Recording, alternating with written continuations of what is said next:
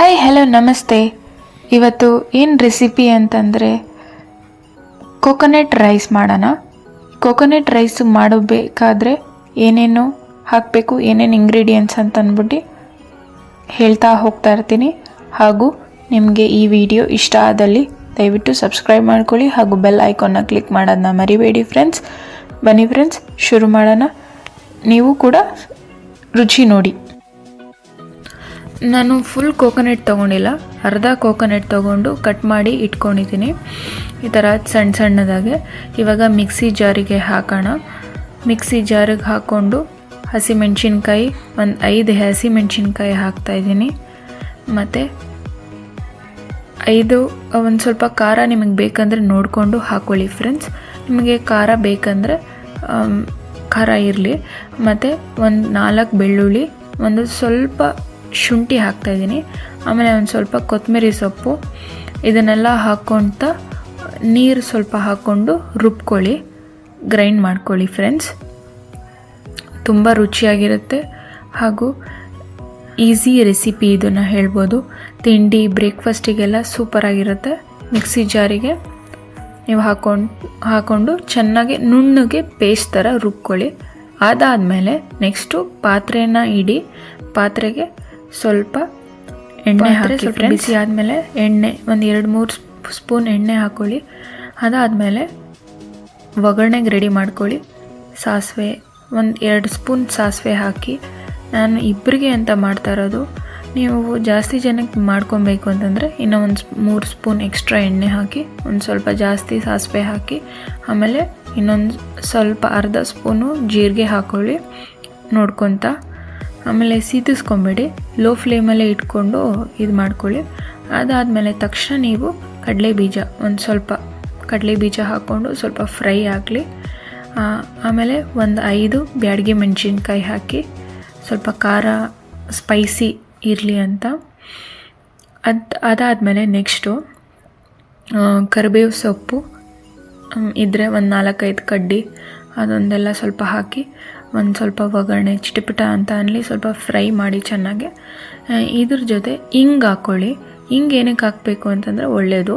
ಮತ್ತು ಉದ್ದಿನ ಬೇಳೆನೂ ಹಾಕ್ಕೊಳ್ಳಿ. ಹಿಂಗು ಏನಕ್ಕೆ ಒಳ್ಳೆಯದು ಅಂತಂದರೆ ಹೊಟ್ಟೆ ಸಮಸ್ಯೆ ಏನಾದರೂ ಇದ್ದರೆ ಸ್ವಲ್ಪ ಸರಿ ಆಗುತ್ತೆ ಅಂತ. ನೀವು ಪೇಸ್ಟ್ ಮಾಡ್ಕೊಂಡಿದ್ರಲ್ಲ, ರುಬ್ಬಿಟ್ಕೊಂಡಿದ್ರಲ್ಲ ಪೇಸ್ಟು, ಅದನ್ನು ಕೂಡ ಪಾತ್ರೆಗೆ ಹಾಕ್ಕೊಂಡು ಸ್ವಲ್ಪ ಫ್ರೈ ಮಾಡ್ಕೊಳ್ಳಿ, ಸ್ವಲ್ಪ ಕುದಿಸ್ಕೊಳ್ಳಿ. ಅದನ್ನು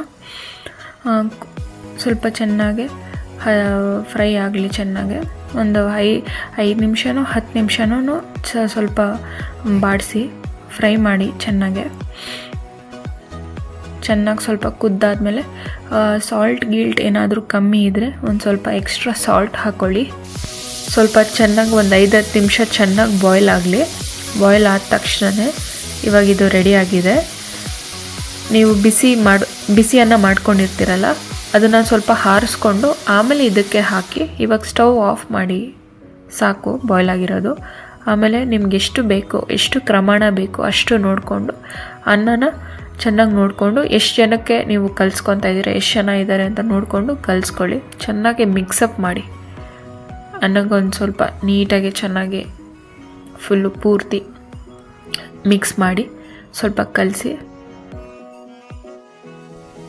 ಉಪ್ಪೇನಾದರೂ ಕಮ್ಮಿ ಆದರೆ ಸ್ವಲ್ಪ ಉದುರಿಸ್ಕೊಳ್ಳಿ ಮೇಲೆ. ಏನು ಉಪ್ಪು ನೋಡ್ಕೊತಾ ಇರಿ, ಆಮೇಲೆ ಜಾಸ್ತಿ ಉಪ್ಪಾದರೆ ಚೆನ್ನಾಗಿರಲ್ಲ ಫ್ರೆಂಡ್ಸ್, ಉಪ್ಪು ಅನಿಸ್ಬಿಡುತ್ತೆ. ಚೆನ್ನಾಗಿ ಒಂದು ಸ್ವಲ್ಪ ಮಿಕ್ಸ್ ಮಾಡಿಕೊಂಡು ನೀಟಾಗಿ ಪ್ಲೇಟಿಗೆ ಸರ್ವ್ ಮಾಡಿಕೊಂಡ್ರೆ ರುಚಿಯಾದಂಥ ಕೋಕೋನಟ್ ರೈಸ್ ರೆಡಿಯಾಗಿದೆ. ಇವಾಗ ಅದ್ಭುತವಾಗಿರುತ್ತೆ, ರುಚಿಯಾದವಾದ ನಾಷ್ಟ ಅಂತಲೇ ಹೇಳ್ಬೋದು ಫ್ರೆಂಡ್ಸ್. ಇದು ಚಿಕ್ಕವರಿಂದ ದೊಡ್ಡವ್ರ ತನಕ ಎಲ್ಲರಿಗೂ ಇಷ್ಟ ಆಗುತ್ತೆ. ನಿಮಗೆ ಈ ನಾಷ್ಟ ದಯವಿಟ್ಟು ಇಷ್ಟ ಆಗಿದರೆ ದಯವಿಟ್ಟು ಈಗಲೇ ಹೋಗಿ ಸಬ್ಸ್ಕ್ರೈಬ್ ಮಾಡ್ಕೊಳ್ಳಿ ಹಾಗೂ ಬೆಲ್ ಐಕಾನ್ನ ಕ್ಲಿಕ್ ಮಾಡೋದನ್ನ ಮರಿಬೇಡಿ ಫ್ರೆಂಡ್ಸ್. ನೋಡಿ, ನಿಮಗೆ ರುಚಿ ಅನಿಸುತ್ತೆ, ಒಂದು ಸತಿ ಒಮ್ಮೆ ನೀವು ಟ್ರೈ ಮಾಡಿ, ಇದನ್ನು ನಾಷ್ಟನ ಮಾಡಿ ಕೊಡಿ ಎಲ್ಲರಿಗೂ. ತಕ್ಷಣಕ್ಕೆ ಈಸಿ ರೆಸಿಪಿ ಅಂತಲೇ ಹೇಳ್ಬೋದು. ತಕ್ಷಣವೇ ರೆಡಿ ಆಗುತ್ತೆ.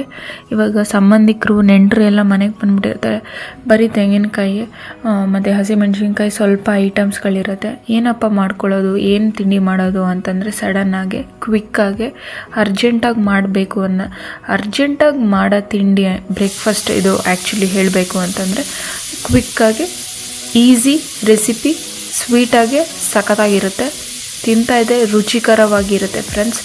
ಬನ್ನಿ ಫ್ರೆಂಡ್ಸ್, ಇವಾಗ ಬೌಲಿಗೆ ಹಾಕ್ಕೊಂಡು ಸಖತ್ತಾಗಿ ಬ್ಯಾಟಿಂಗ್ ಮಾಡೋಣ. ನೀವು ಒಮ್ಮೆ ಟ್ರೈ ಮಾಡಿ ಇದನ್ನು, ಹೇಗೆ ಬಂತು ನನಗೆ ಅಂತ ಹೇಳಿ. ನಮ್ಮ ಮನೇಲಂತೂ ಇದನ್ನು ಆಗಾಗ ಮಾಡ್ತಾನೆ ಇರ್ತೀವಿ. ಇದನ್ನು ನಮ್ಮ ಮನೆಯವ್ರಿಗಂತೂ ತುಂಬ ಎಲ್ಲರಿಗೂ ಇಷ್ಟ ಆಗುತ್ತೆ ಫ್ರೆಂಡ್ಸ್.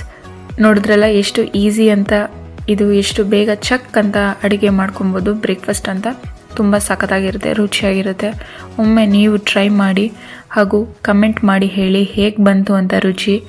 ನಿಮ್ಮ ಮನೆಯವ್ರಿಗೆ ಮತ್ತು ಅಕ್ಕಪಕ್ಕ ಜನಕ್ಕೆ ಈ ರೆಸಿಪಿ ಶೇರ್ ಮಾಡಿ. ಆದಷ್ಟು ಸಬ್ಸ್ಕ್ರೈಬ್ ಮಾಡೋದನ್ನ ಮರಿಬೇಡಿ ಫ್ರೆಂಡ್ಸ್. ಇನ್ನಷ್ಟು ಹೆಚ್ಚಿನ ಮಾಹಿತಿಗಾಗಿ, ಇನ್ನಷ್ಟು ನನ್ನ ವೀಡಿಯೋಸ್ಗಾಗಿ ರಾಕಿ ಸಿಂಧೂರ ಚಾನಲ್ನ ಸಬ್ಸ್ಕ್ರೈಬ್ ಮಾಡ್ಕೊಳ್ಳಿ. Thank you friends.